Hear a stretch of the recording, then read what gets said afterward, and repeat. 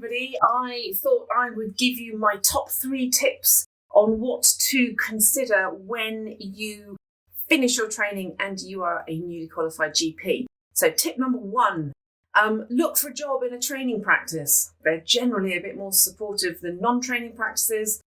In my experience, when you join a training practice, you've got educationalists or people who are interested in education working within those practices. And for a newly qualified GP, that can be super helpful because asking questions, getting support from colleagues, all of that sort of thing is much easier to do, especially if you've got other trainees around you as well. So that's number 1.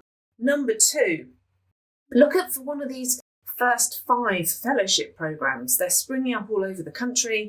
They are specifically designed for GPs in their first 5 years post-CCT, and they're brilliant because they enable you to A, get some support from peers, B, to explore what is available out there for you to do in terms of a portfolio career and sort of mixing up your jobs. So these programs are funded. You normally have some time out of practice, which is paid, so backfilled for the practice. And again, if you can find a practice that's willing to support you through that, that's a really good sign as a marker of a good practice.